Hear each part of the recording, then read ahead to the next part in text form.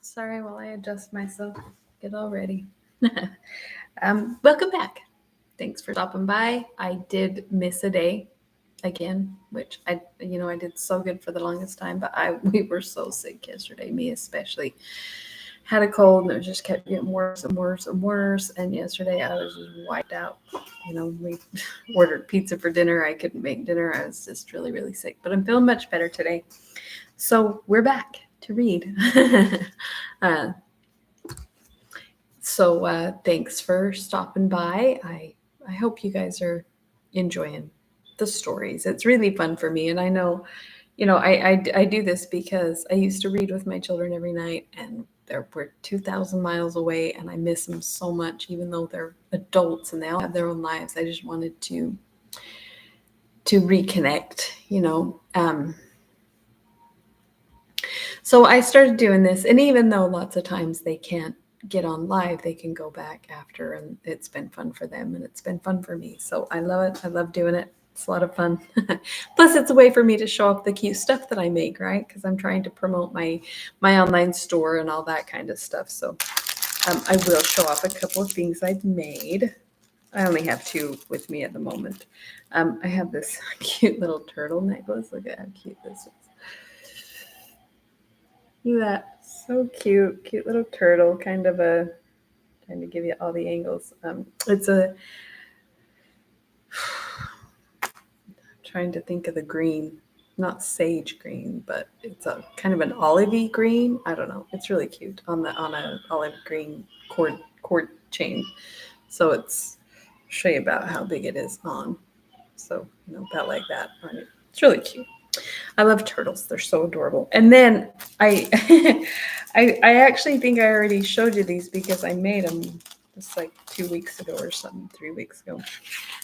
But I decided to go back in because they're little fans, and they just seemed a little bit blah to me, so I wrapped them in wires. So because you know how fans have the spines, what do you call it? Running up through them, like when you fold them up. So I wrapped them in wire so that they looked more like fans, and I like them better. So I wanted to show that off because I think they're cute. Oh, excuse me. Nose itchy. Still have a cold. Still getting better. And I had a marker in my book, but somebody pulled it out, and I'm guessing it was my baby, and I'm guessing he got a hold of it. I'm just glad he didn't tear it apart. But I think it's chapter 20 we're on, right?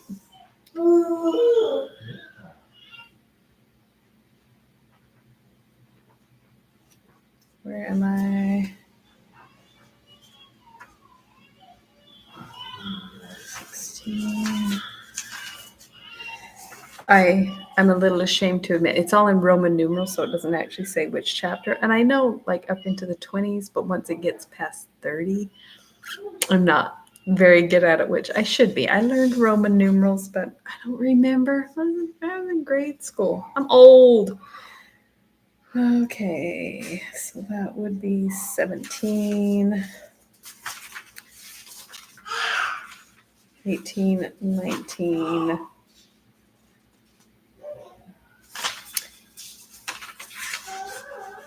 20. Found it. I found it. And I'll put it out of reach so I don't have to look for the chapter every time I sit down. I should be all prepared and have the book ready and everything laid out, but no, because I'm always in the middle of 10 different things and my baby and cleaning and laundry and all that. And I said, 9 o'clock, grab the computer. And I sit down exactly how I am, whatever I'm in the middle of, and grab the book and hope the place isn't lost. So sorry if you have to put up with a little bit of fumbling, but here we are. Letter 20. And I still do have a little bit of a sore throat, so sorry if I sound froggy and croaky, but we're doing the best we can. Evelina in continuation. A little recap. They were going to go to the opera, I think.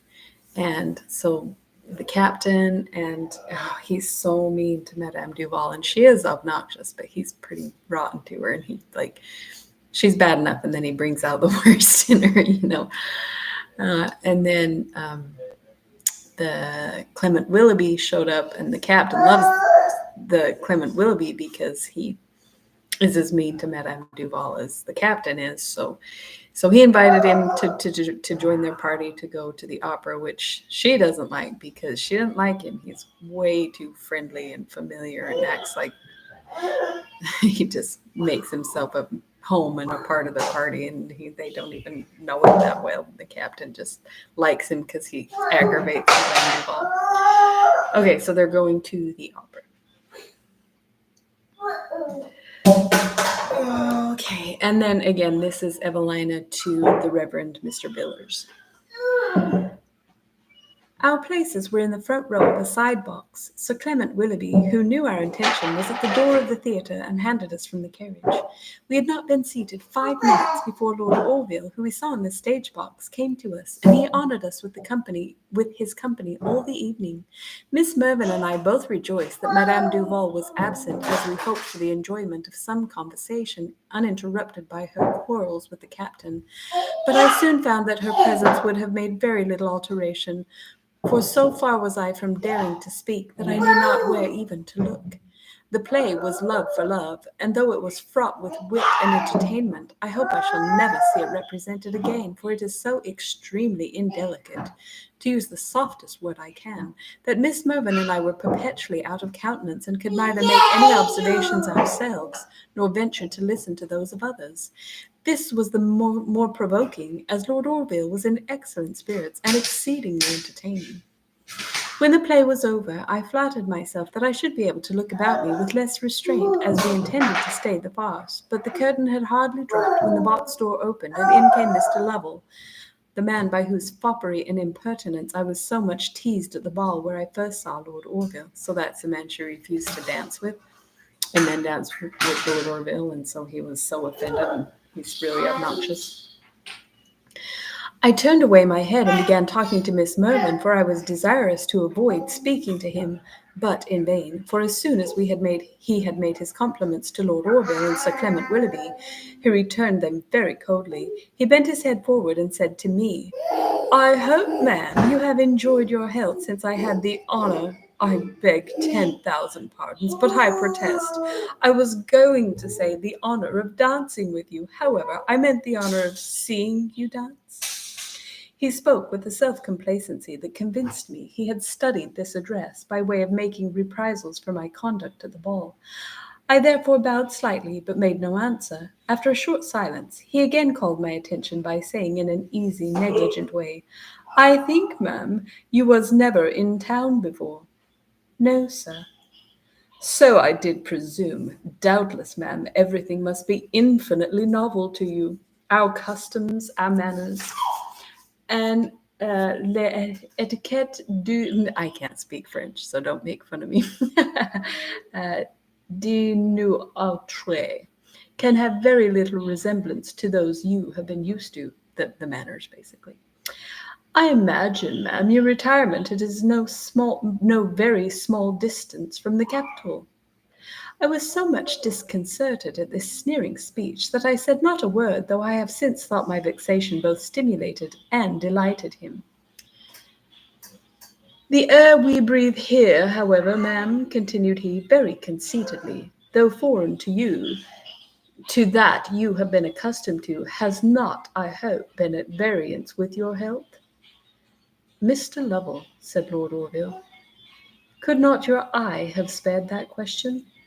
"Oh, my lord," answered he, "if health were the only cause of a lady's bloom, my eye, I grant, had been infallible from the first glance. But—" "Come, come," cried Mrs. Mervyn, "I must beg no insinuations of that sort. Miss Anville's colour, as you have successfully tried, may, you see, be heightened, but I assure you it would be past your skill to lessen it."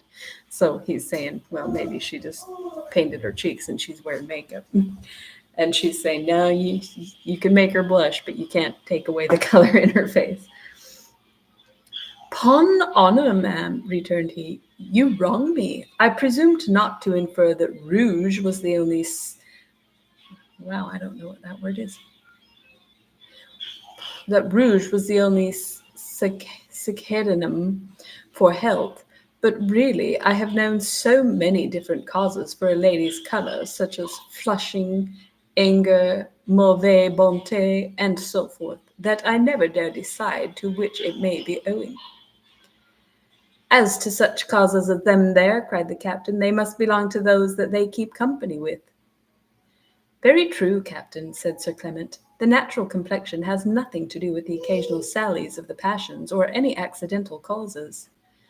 No, truly, returned the captain, for now here's me, why I look like any other man just now, and yet if you were to put me in a passion, 'fore George, you'd soon see me have as fine a high colour as any painted Jezebel in all this place, be she never so bedaubed.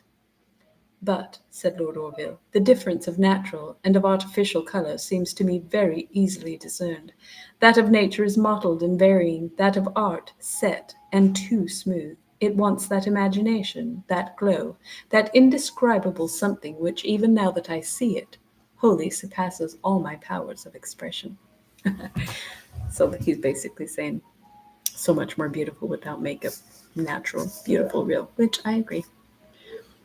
Your lordship, said Sir Clement, is universally acknowledged to be a connoisseur in beauty. And you, Sir Clement, returned he, an enthusiast. I am proud to own it, cried Sir Clement, in such a cause before, in such a cause, and before such objects. Enthusiasm is simply the consequence of not being blind. So he's saying she's gorgeous. Pray thee, a truce with all this palavering, cried the captain. The women are vain enough already, no need for him to puff 'em up more. We must all submit to the commanding officer, said Sir Clement. Therefore, let us call another subject. Pray, ladies, how have you been entertained with the play? Want of entertainment, said Mrs. Mervyn, is its least fault, but I own there are objections to it, which I should be glad to see removed. I could have ventured to answer for the ladies, said Lord Orville, since I am sure this is not a play that can be honoured with their approbation. What, I suppose it's not sentimental enough, cried the captain, or else it's too good for them, for I'll maintain it's one of the best comedies in the language. It has more wit in one scene than there is in all the new plays put together. For my part, said my Lovel, I confess I seldom listen to the players. One has so much to do in looking about and finding out one's acquaintance that really one has no time to mind the stage.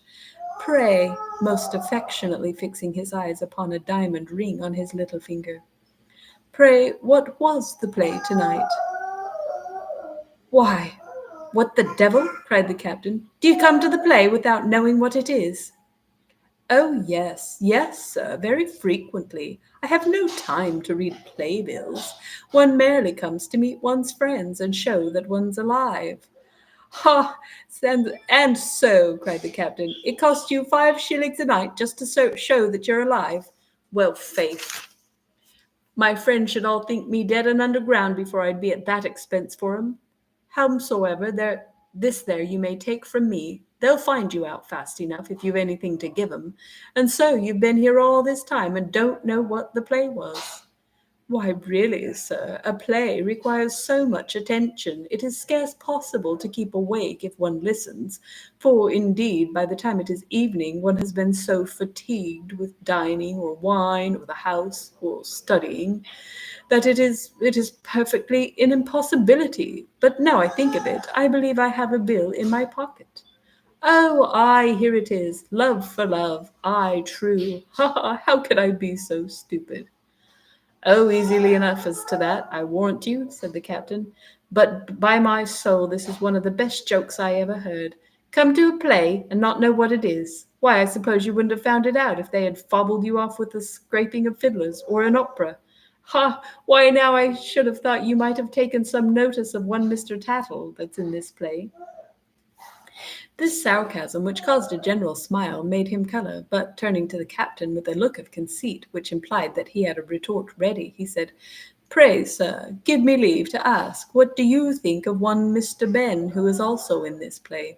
So apparently they're comparing each other to the characters. I don't know what the play is, so I don't know how funny it is, but the captain, regarding him with the utmost contempt, answered in a loud voice, Think of him? Why, I think he's a man. And then, staring full in the face, he struck his cane on the ground with a violence that made him start. He did not, however, choose to take any notice of this, but having bit his nails some time in manifest confusion, he turned very quick to me, and in a sneering tone of voice said, Like and subscribe. Like and subscribe. Please. I love you. What? For my part, I was most struck with the country young lady, Miss Prue. Pray, what do you think of her, ma'am? Indeed, sir, cried I, very much provoked. I think, that is, I do not think anything about her. Oh, sis, will you get the charge cord right over there? I didn't charge the computer, it's about to die. Well, really, ma'am, you prodigiously surprise me. Some more French. I'm not even going to attempt it because I'm embarrassing myself. Though I should beg your pardon, for probably you do not understand French. I made no answer, for I thought his rudeness intolerable. But Sir Clement, with great warmth, said, I am surprised that you can suppose such an object as Miss Prue would engage the attention of Miss Anville even for a moment. Sorry, I'm plugging it in. Thank you, sis. Oh, that's really loud. Don't be noisy while I'm reading, okay? Oh, sir, returned this fop, 'tis the first character in the piece. So well drawn, so much the thing, such true country breeding, such rural ignorance. Ha, ha, ha, 'tis most admirably hit off, 'pon honour. I could almost have cried that such impertinence should be levelled at me, and yet, chagrined as I was, I could never behold Lord Orville and this man at the same time and feel any regret for the cause I had given of displeasure. The only female in the play, said Lord Orville, worthy of being mentioned to these ladies, is Angelica. Angelica, cried Sir Clement, is a noble girl. She tries her lover severely, but she rewards him generously. Yet, in a trial so long, said Mrs. Mervyn, there seems rather too much consciousness of her power. Since my opinion has the sanction of Miss Mervyn's, added Lord Orville, I will venture to say that Angelica bestows her hand rather with the air of a benefactress than with the tenderness of a mistress. Generosity without delicacy, like wit without judgment, generally give as much pain as pleasure. The uncertainty into which she keeps Valentine, and her manner of trifling with his temper, give no very favourable idea of her own. Well, my lord, said Mr. Lovell, it must, however, be owned that uncertainty is not the ton among our ladies at present. Nay, indeed, I think they say, though, faith, taking a pinch of snuff, I hope it is not true, but they say that we now are most shy and backward. The curtain then drew up, and our conversation ceased. Mr. Lovell, finding we chose to attend to the players, left the box. How strange it is, sir, that this man, not contented with the large share of foppery and nonsense which he has from nature, should think proper to affect yet more. For what he said of Tattle and of Miss Prue convinced me that he really had listened to the play, though he was so ridiculous and foolish as to pretend ignorance. But how malicious and impertinent in this creature to talk to me in such a manner! I am sure I hope I shall never see him again. I should have despised him heartily as a fop, had he never spoken to me. Hi, Calissa. Had he never spoken to me at all. But now that he thinks it proper to resent his supposed ill usage, I am really quite afraid of him. The entertainment was The Deuce is in Him, which Lord Orville observed to be the most finished and elegant petite piece that was ever written in English.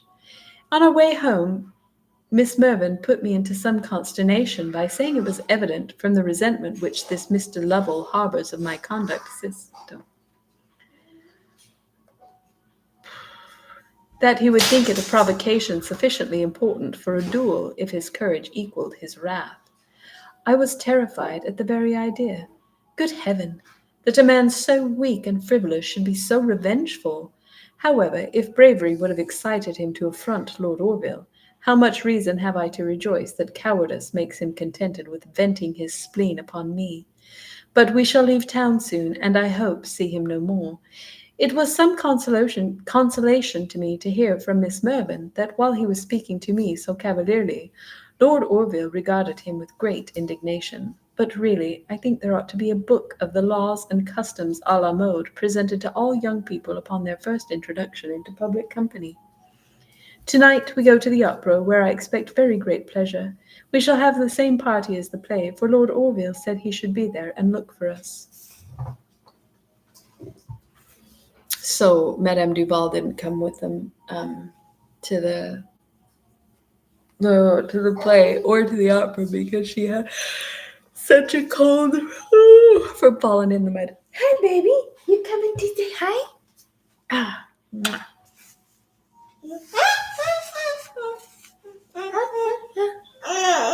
What do you see?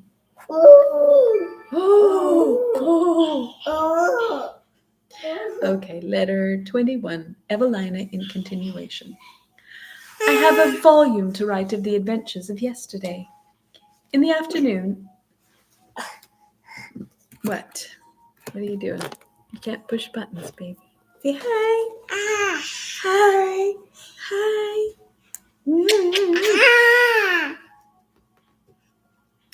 In the afternoon at Berry Hill, I should have said the evening, for it was almost 6 o'clock, while Miss Mervyn and I were dressing for the opera, and in high spirits from the expectation of great entertainment and pleasure, we heard a carriage stop at the door and concluded that Sir Clement Willoughby, with his usual assiduity, was come to attend us to the Haymarket. But in a few moments, what was our surprise to see our chamber door flung open, and the two Miss Branghtons enter the room. They advanced to me with great familiarity, saying, "How do you do, cousin? So we've caught you at the glass. Well, I'm determined I'll tell my brother of that." Miss Mervyn, who had never before seen them, and could not at first imagine who they were, looked so much astonished that I was ready to laugh myself, till the eldest said, "We come to take you to the opera, miss. Papa and brother are below, and we are to call for your grandmamma as we go along."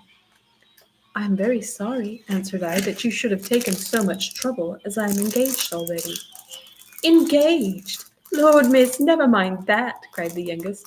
"This young lady will make your excuses, I dare say. It's only doing as one would be done by, you know." "Indeed, ma'am," said Miss Mervyn, "I shall myself be very sorry to be deprived of Miss Anville's company this evening." "Well, miss, that is not so very good-natured in you," said Miss Brangton, "considering we only came to give our cousin pleasure. It's no good to us, it's all upon her account, for we came, and I don't know how much round about to take her up." "I'm extremely obliged to you," said I, "and very sorry you have lost so much time, but I cannot possibly help it, for I engaged myself without knowing you would call." "Oh, what signifies that?" said Miss Polly. "You're no old maid, and so you needn't—" That's my noisy children. "You're no old maid, and so you needn't be so very formal. Besides, I dare say those you're engaged to ain't half so near related to you as we are." "I must beg you not to press me any further, for I assure you it is not in my power to attend you." "Why, we came all out of the city on purpose. Besides, your grandmamma expects you, and pray, what are we to say to her?" "Tell her, if you please, that I am much concerned, but that I am pre-engaged." "And who to?" demanded the abrupt Miss Brangton. "To Mrs. Mervyn, and a large party." "And pray, what are you all going to do, that it would be such a mighty matter for you to come along with us?" "We are all going to the opera." "Oh dear, if that be all, why can't we all go together?" I was extremely disconcerted at this forward and ignorant behavior, and yet their rudeness very much lessened my concern at refusing them. Indeed, their dress was such as would have rendered their scheme of accompanying our party impracticable, even if I had desired it, and this, as they did not themselves find out, I was obliged— sorry, he's so noisy. So they're not dressed well enough to go sit where they're going to sit. They're going to sit in the nice area of the opera.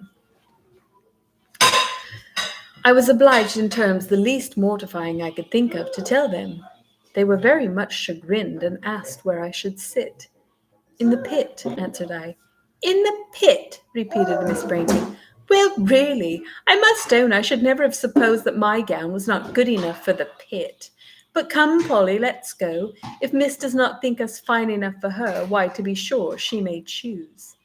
Surprised at this ignorance, I would have explained to them that the pit at the opera required the same dress as the boxes. But they were so much affronted they would not hear me, and in great displeasure left the room, saying they would not have troubled me, only they thought I should not be so proud with my own relations, and that they had at least as good a right to my company as strangers. I endeavored to apologize, and would have sent a long message to Madame Duval, but they hastened away without listening to me, and I could not follow them downstairs because I was not dressed. The last words I heard them say were, "Well, her grandmamma will be in a fine passion, that's one good thing." Though I was extremely mad at this visit, yet I so heartily rejoiced at their going that I would not suffer myself to think gravely about it. Soon after, Sir Clement actually came, and we all went downstairs. Mrs. Mervyn ordered tea, and we were engaged in a very lively conversation when the servant announced Madame Duval, who instantly followed him into the room. Her face was the color of scarlet, and her eyes sparkled with fury. She came up to me with a hasty step, saying, "So, miss, you refuse us to come to me, do you? And pray, who are you to dare to disobey me?" I was quite frightened. I made no answer. I even attempted to rise and could not, but sat still, mute and motionless. Everybody but Miss Mervyn seemed in the utmost astonishment, and the captain, rising and approaching Madame Duval with a voice of authority, said, "Why, how now, Mrs. Turkeycock? What's put you into this here fluster?" "It's nothing to you," answered she, "so you may as well hold your tongue, for I shan't be called to no account by you, I assure you." "There you're out, Madame Fury," returned he, "for you must know I never suffer anybody to be in a passion in my house but myself." "But you shall," cried she in a great rage, "for I'll be in as great a passion as ever I please, without asking your leave, so don't give yourself no more airs about it. And as for you, miss," again advancing to me, "I order you to follow me this moment, or else I'll make you repent it all your life." And with these words she flung out of the room. I was in such extreme terror at being addressed and threatened in a manner to which I am so wholly unused, that I almost thought I should have fainted. What are you doing, sis? Just giving you a little sideshow. "Don't be alarmed, my love," cried Mrs. Mervyn, "but stay where you are, and I will follow Madame Duval and try to bring her to reason." Miss Mervyn took my hand and most kindly endeavored to raise my spirits. Sir Clement too approached me, and with an air so interested in my distress that I could not but feel myself obliged to him, and taking my other hand, said, "For heaven's sake, my dear madame, compose yourself. Surely the violence of such a wretch ought merely to move your contempt. She can have no right, I imagine, to lay her commands upon you, and I only wish that you would allow me to speak to her." "Oh, no, not for the world. Indeed, I am afraid I had better follow her." "Follow her? Why, my dear Miss Anville, would you trust yourself with a mad woman? For what else can you call a creature whose passions are so insolent? No, no, send her word at once to leave the house, and tell her you desire that she will never see you again." "Oh, sir, you don't know what you talk of. It would ill become me to send Madame Duval such a message." "But why," cried he, looking very inquisitive, "why should you scruple to treat her as she deserves?" See, he doesn't know that that's her grandmother. Well, do you want to come up? No? He's just going to run away now.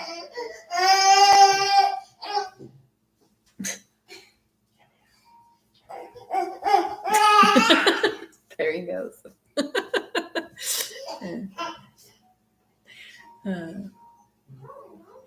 I then found that his aim was to discover the nature of her connection with me, but I felt so much ashamed of my near relationship to her that I could not persuade myself to answer him, and only entreated that he would leave her to Mrs. Mervyn, who just then entered the room. Before she could speak to me, the captain called out, "Well, Goody, what have you done with Madam French? Is she cooled a little? 'Cause if she bean't, I've just thought of a most excellent device to bring her to." "My dear Evelina," said Mrs. Mervyn, "I have been vainly endeavouring to appease her. I pleaded your engagement and promised your future attendance, but I am sorry to say, my love, that I fear her rage will end in a total breach, which I think you had better avoid if she is any further opposed. Then I will go to her, madam, cried I, and indeed it is now no matter, for I should not be able to recover my spirits sufficiently to enjoy much pleasure anywhere this evening. Sir Clement began a very warm expostulation and entreaty that I would not go, but I begged him to desist, and told him very honestly that if my compliance were not indispensably necessary, I should require no persuasions to stay. He then took my hand to lead me downstairs, but the captain desired him to be quiet, saying he would squire me himself, because, he added, exultingly rubbing his hands, I have a wipe ready for the old lady, which may serve her to chew as she goes along. We found her in the parlour. Oh, you're come at last, miss, are you? Fine airs you give yourself indeed, ma foi. If you had not come, you might have stayed, I assure you, and have been a beggar for your pains. Hey day, madam, cried the captain, prancing forward with a look of great glee. What, ain't you got out of that there passion yet? Why then, I'll tell you what to do to cool yourself. Call upon your old friend Monsieur Slippery, who is with you at Ranelagh, and give my service to him, and tell him, if he sets any store by your health, that I desire he'll give you another such souse as he did before. He'll know what I mean, and I'll warrant you he'll do it for my sake.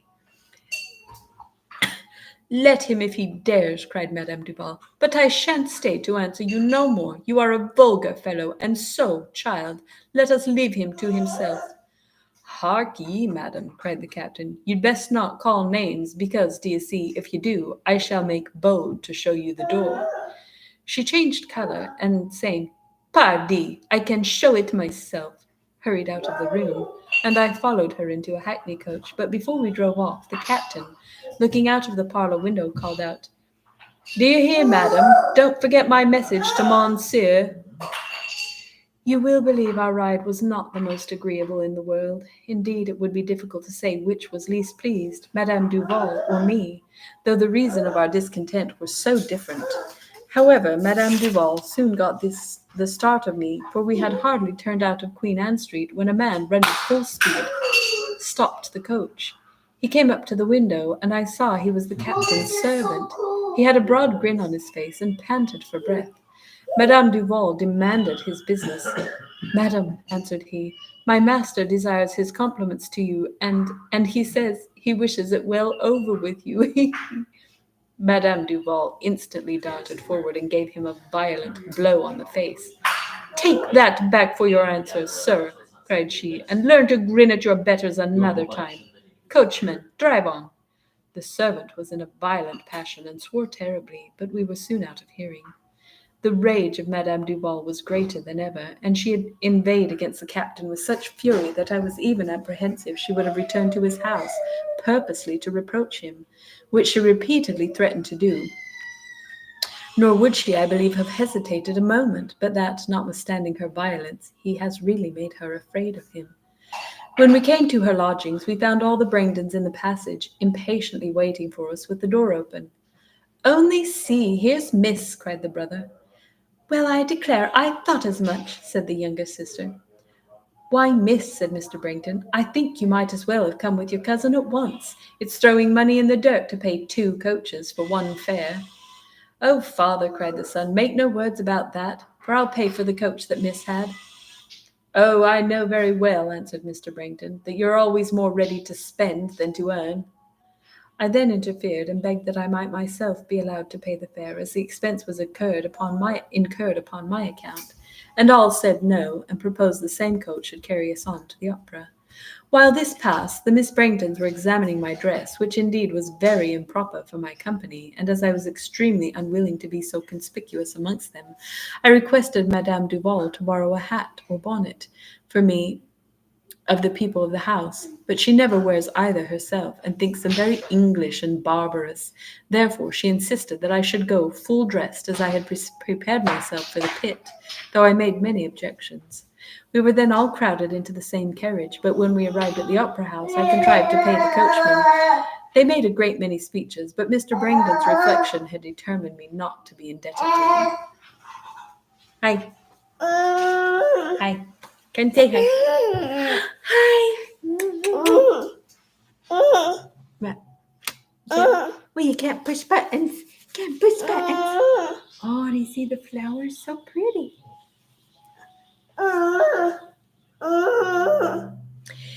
If I had not been too much chagrined to laugh, I would have been extremely diverted at their ignorance of whatever belongs to an opera.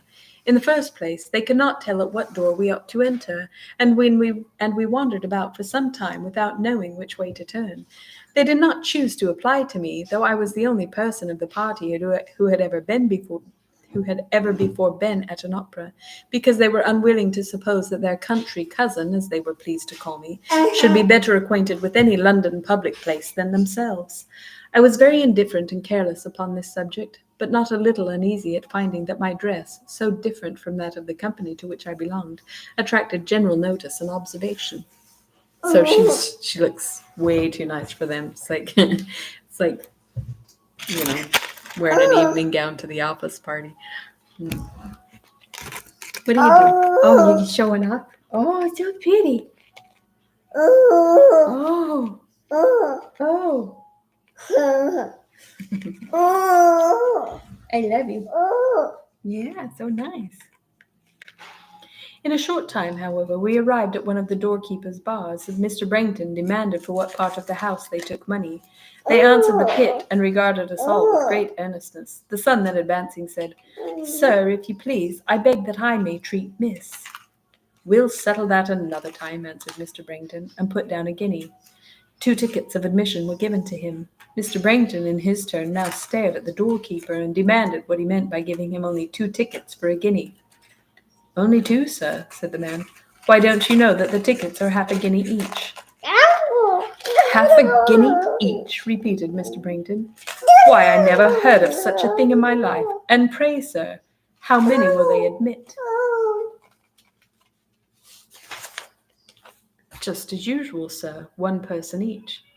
"But 1 person for half a guinea! Why, I only want to sit in the pit, friend." "Had not the ladies better sit in the gallery, sir? For they'll hardly choose to go into the pit with their hats on." "Oh, as to that," cried Miss... Oh, sorry, wrong voice. "Oh, as to that," cried Miss Brangton, "if our hats are too high, we'll take them off when we get in. I shan't mind it, for I did my hair on purpose." Another party then approaching, the doorkeeper could no longer attend to Mr. Brangton, who, taking up the guinea, told him it should be long enough before he'd see it again, and walked away. The young ladies, in some confusion, expressed their surprise that their papa should not know the opera's prices, which, for their parts, they had read in the papers 1,000 times. "The price of stocks," said he, "is enough for me to see after, and I took it for granted it was the same thing here as the playhouse." "I knew well enough what the price was," said the son, "but I would not speak, because I thought perhaps they'd take less, as we're such a large party." The sisters both laughed very contemptuously at this idea, and asked him if he had ever heard of people's abating anything at a public place. "I don't know whether I have or no," answered he, "but I'm sure if they would, you'd like it so much the worse." "Very true, Tom," cried Mr. Brangton. "Tell a woman that anything is reasonable, and she'll be sure to hate it." "Well," said Miss Polly, "I hope that Aunt and Miss will be of our side, for papa always takes part with Tom." "Come, come," cried Madame Duval, "if you stand talking here, we shan't get no place at all." Mr. Brangton then inquired the way to the gallery, and when we came to the doorkeeper, demanded what was to pay.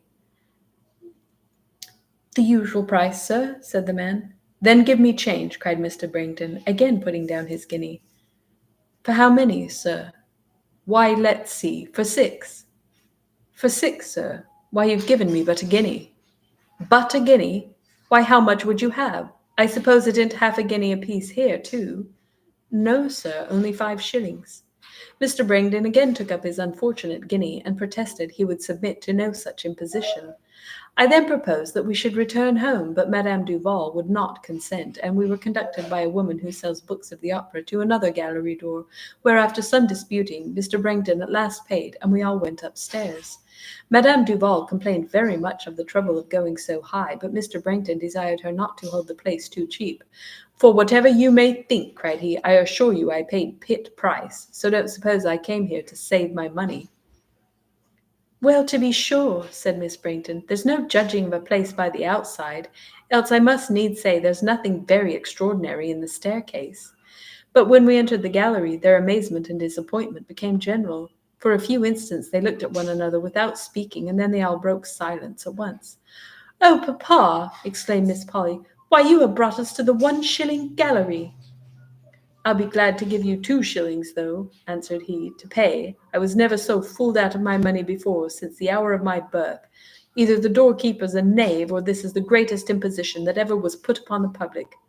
"Ma foi!" cried Madame Duval, "I never sat in such a mean place in all my life. Why, it's as high. We shan't see nothing." So they're really poor seats, clear up high in the back. "I thought at the time," said Mr. Brainton, "that 3 shillings was an exorbitant price for a place in the gallery, but as we'd been asked so much more at the others, why I paid it without many words. But then, to be sure, thinks I, it can never be like any other gallery. We shall see some crinkum crankum or other for our money, but I find it's as errant a take-in as ever I met with." "Why, it's as like the 12-penny gallery at Drury Lane," cried the son, "as 2 peas are one to another. I never knew father so bit before." "Oh," said Miss Brainton, I thought it would have been quite a fine place, all over I don't know what, and done quite in taste." In this manner they continued to express their dissatisfaction till the curtain drew up, after which their observations were very curious. They made no allowance for the customs or even for the language of another country, but formed all their remarks upon comparisons with the English theatre. Notwithstanding my vexation at having been forced into a party so very disagreeable, and that too from one so very much the contrary, yet would they have suffered me to listen, I should have forgotten everything unpleasant, and felt nothing but delight in hearing the sweet voice of Signor Milico, the first singer, but they tormented me with continual talking. "What a jabbering they make!" cried Mr. Brainton. "There's no knowing a word they say. Pray, what's the reason they can't as well sing in English? But I suppose the fine folks would not like it if they could understand it." "How unnatural their action is," said the son. "Why now, who ever saw an Englishman put himself in such out-of-the-way postures?" "For my part," said Miss Polly, "I think it's very pretty, only I don't know what it means." "Well, what does that signify?" cried her sister. "Mayn't one like a thing without being so very particular? You may see that Miss likes it, and I don't suppose she knows more of the matter than we do." A gentleman, soon after, was so obliging as to make room in the front row for Miss Brainton and me. We had no sooner seated ourselves than Miss Brainton exclaimed, "Good gracious, only see! Why, Polly, all the people in the pit are without hats, dressed like anything." "Oh, so they are!" cried Miss Polly. "Well, I never saw the like. It's worth coming to the opera if one saw nothing else." I was then able to distinguish the happy party I had left, and I saw that Lord Orville had seated himself next to Mrs. Mervyn. Sir Clement had his eyes perpetually cast towards the 5-shilling gallery, where I suppose he concluded that we were seated. However, before the opera was over, I have reason to believe that he had discovered me, high and distant as I was from him. Probably he distinguished me by my headdress. At the end of the first act, as the green curtain dropped to prepare for the dance, they imagined that the opera was done, and Mr. Brainton expressed great indignation that he had been tricked out of his money with so little trouble. "Now, if any Englishman was to do such an impudent thing as this," said he, "why, he'd be pelted. But here one of these outlandish gentry may do just what he pleases, and come on and squeak out a song or two, and then pocket your money without further ceremony." However, so determined he was to be dissatisfied that before the conclusion of the third act he found still more fault with the opera for being too long, and wondered whether they thought their singing good enough to serve us for supper. During the symphony of a song of Signor Milico's in the second act, young Mr. Brainton said, "It's my belief that the fellow's going to sing another song. Why, there ain't nothing but singing. I wonder when they'll speak." This song, which was so slow and pathetic, caught all my attention, and I leaned my head forward to avoid hearing their observations, that I might listen without interruption.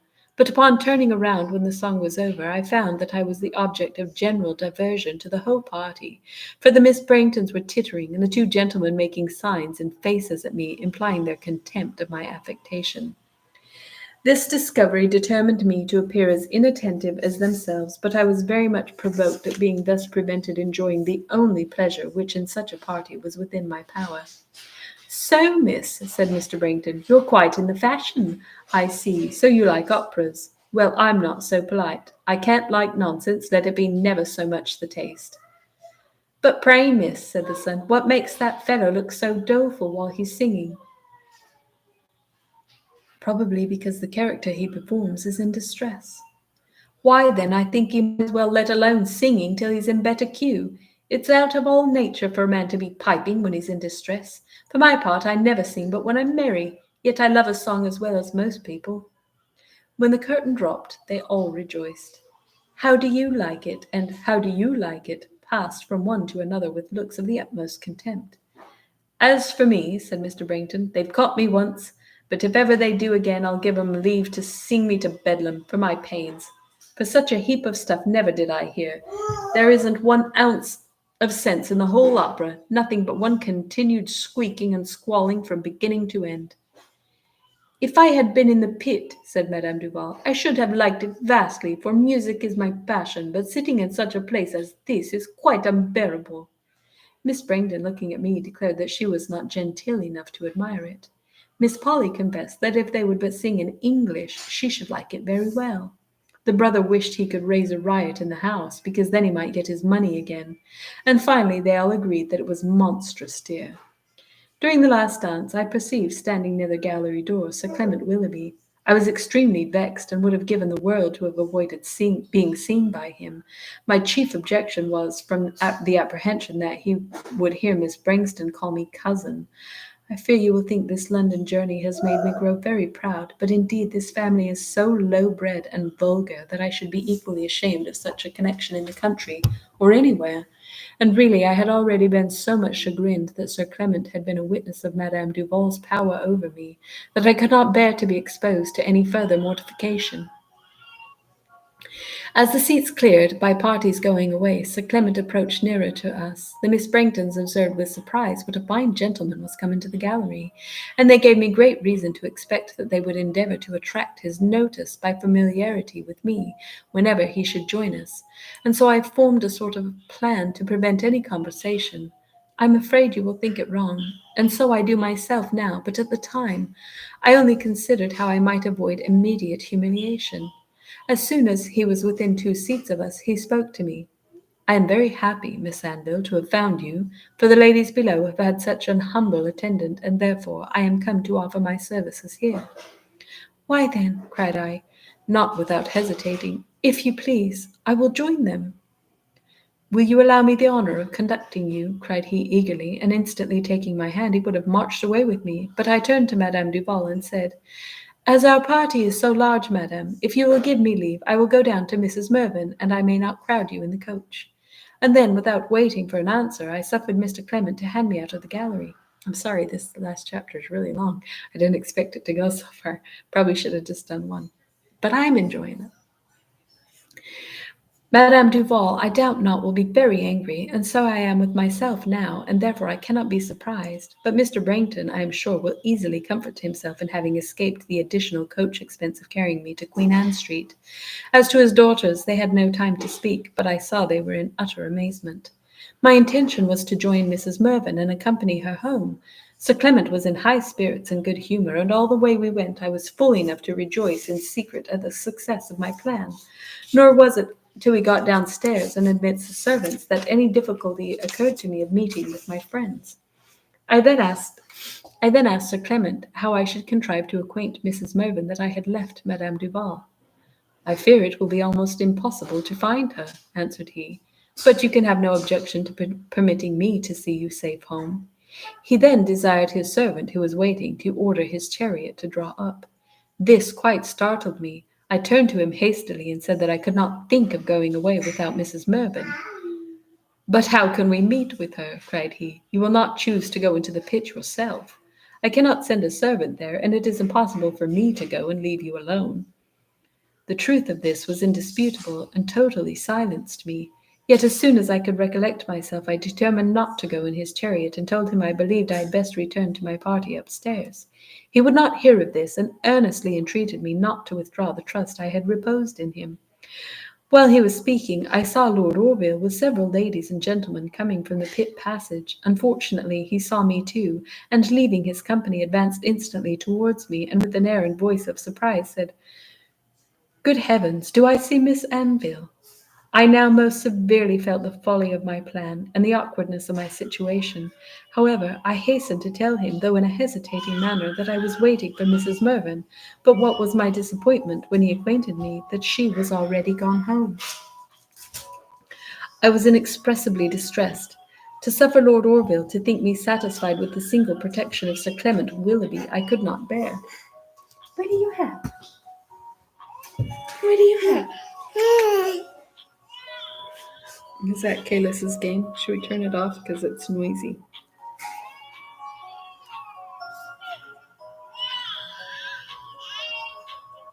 Here. Oh, you liked the noise, huh? Oh. Oh, you liked it.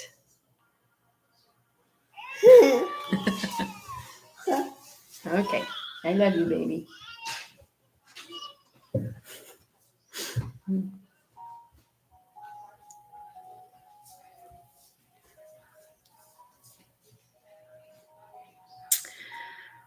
I could not bear, yet I was more than ever averse to returning to a party which I dreaded his seeing. I stood some moments in suspense, and could not help exclaiming, "Good heaven, what can I do?"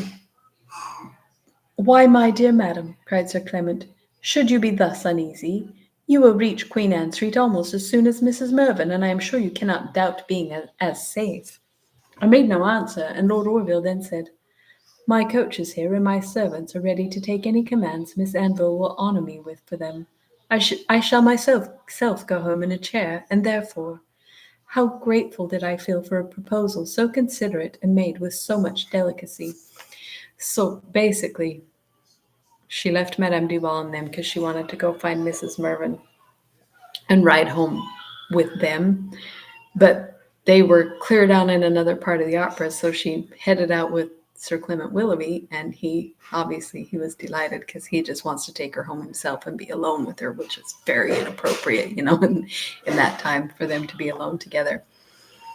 And then Mrs. Mervyn's already gone home. So it's so sweet because Lord Orville's offering to send his servants and his coach to take her back so that she's safe and protected, and then he'll go home another way because it would be inappropriate for him to go with her, right? Because they shouldn't be alone together. So it was really considerate of him.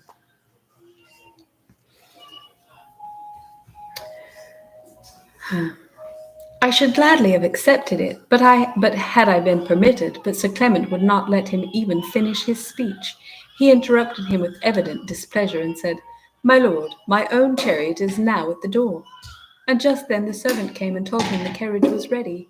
He begged to have the honour of conducting me to it, and would have taken my hand, but I drew it back, saying, "I can't indeed. Pray, go by yourself, and as to me, let me have a chair." "Impossible," cried he with vehemence.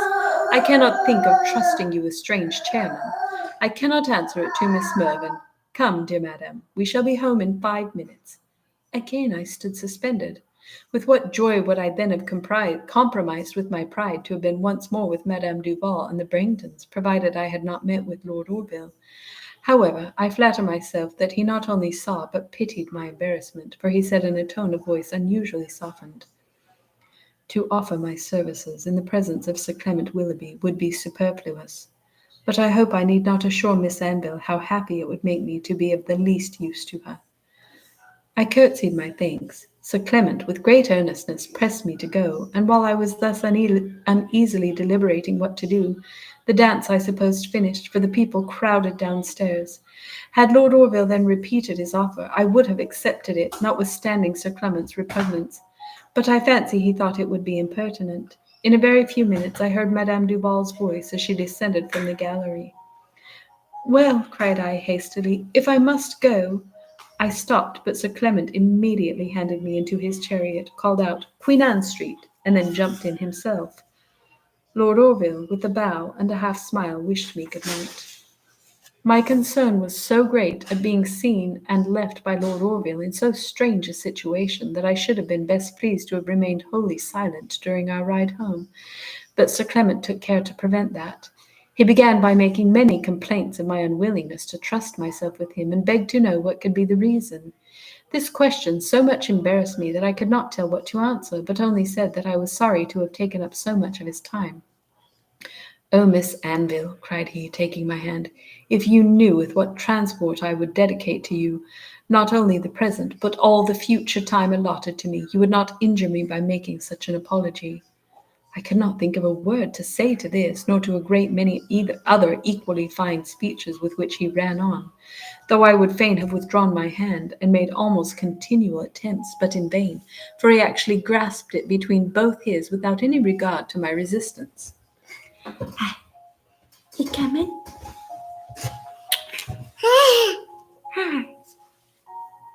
Oh! He's so mean.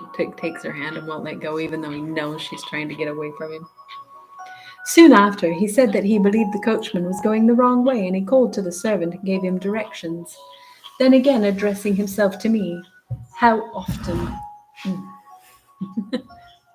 He's such a helper.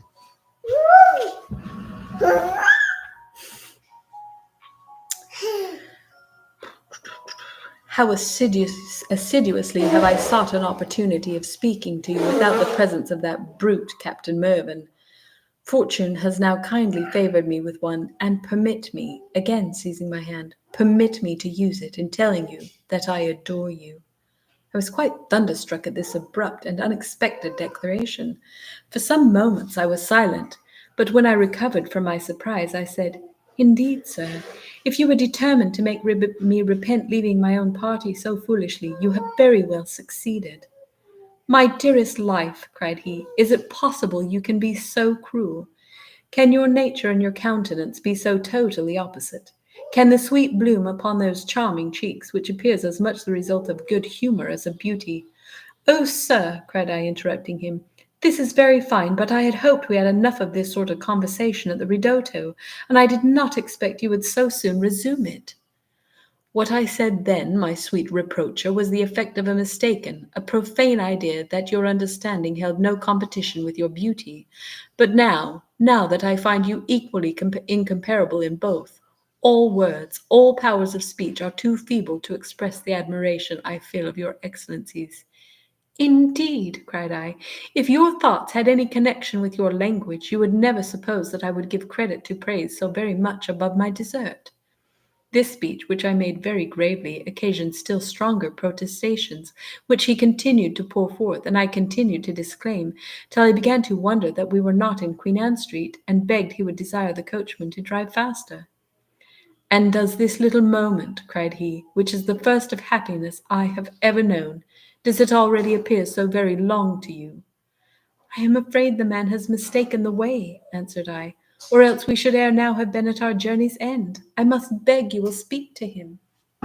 "And can you think me so much my own enemy? If my good genius has inspired the man with a desire of prolonging my happiness, can you expect that I shall counteract its indulgence?"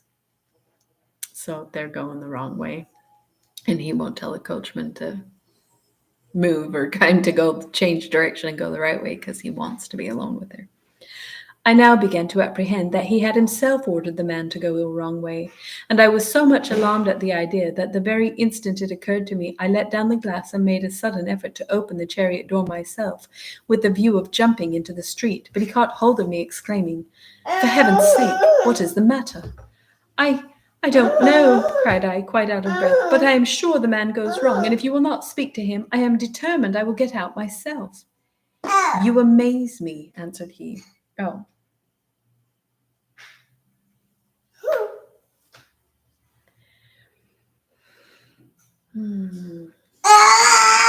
Is it not playing the music? Did you get out of the game? Oh, well, I don't know what game it was. Go ask Kalissa to help you. He got out of it. Now he's mad because it's not playing the music.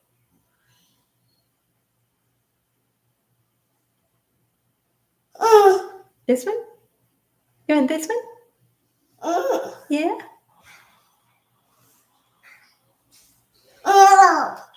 Oh, well, be nice to my phone. Is it? Oh, you're just fine.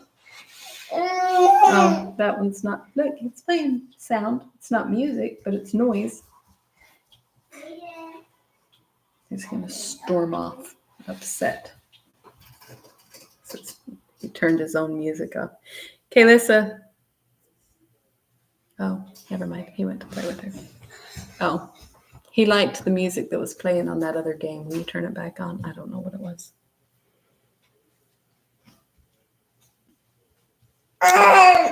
Okay. You amaze me, answered he, still holding me. I cannot imagine what you apprehend. Surely you can have no doubts of my honor. He drew me towards him as he spoke. I was frightened dreadfully and could hardly say, No, sir, no, none at all, only Mrs. Mervyn, I think she will be uneasy. Whence this alarm, my dearest angel? What can you fear?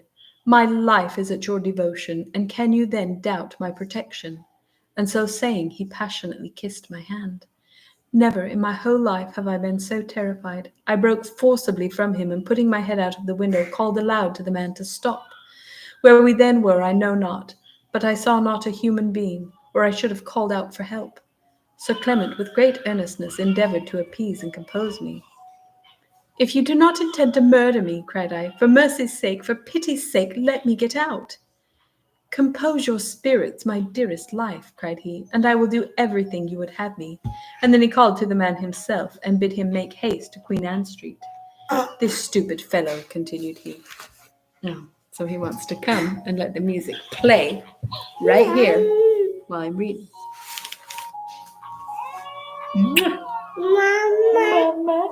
Mama loves you.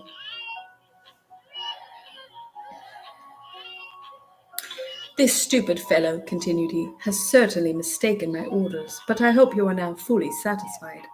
I made no answer, but I kept my head at the window, watching which way he drove, but without any comfort to myself, as I was quite unacquainted with either the right or the wrong. Sir Clement now poured forth abundant protestations of honour and assurances of respect, entreating my pardon for having offended me, and beseeching my good opinion, but I was quite silent, having too much apprehension to make reproaches, and too much anger to speak without. In this manner we went through several streets, till at last, to my great terror, he suddenly ordered the man to stop, and said, Miss Anville, we are now within 20 yards of your house. Uh-oh. You pushing buttons, huh?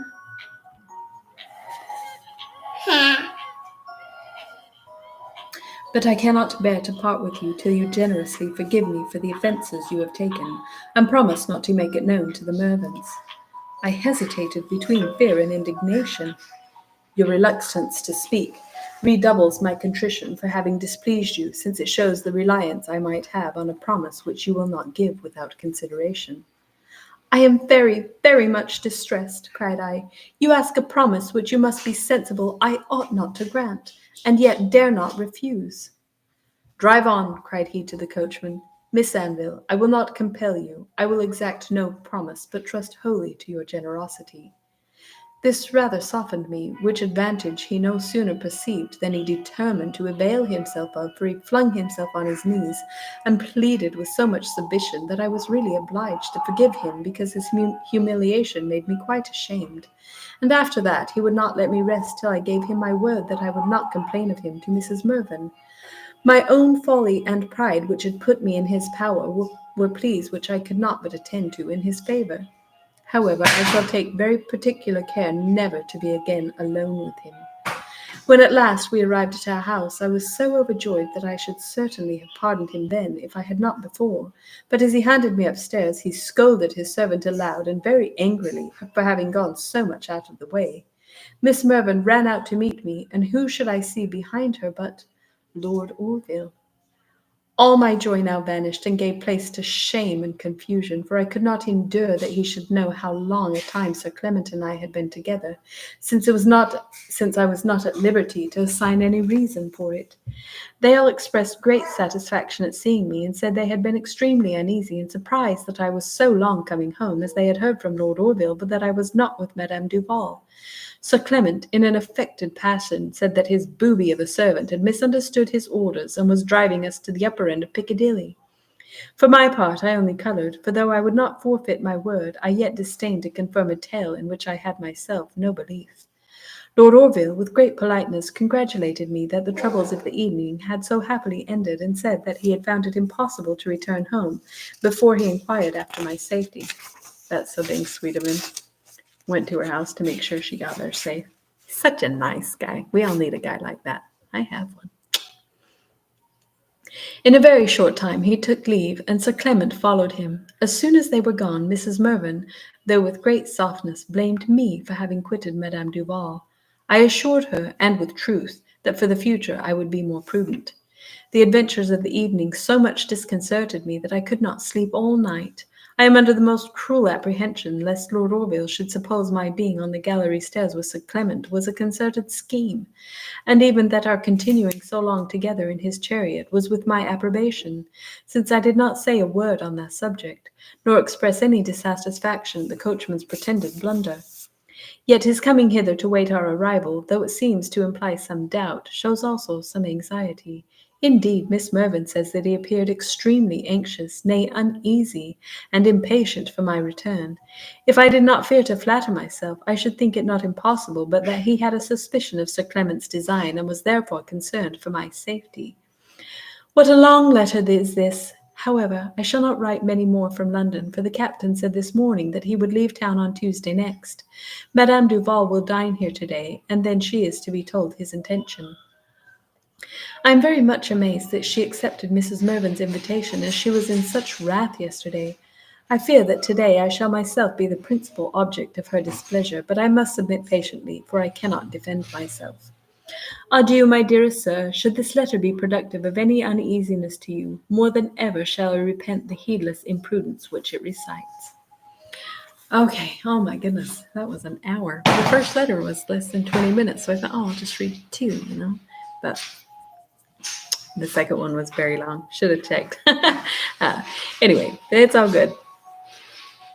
So there we are, finished with chapter 21.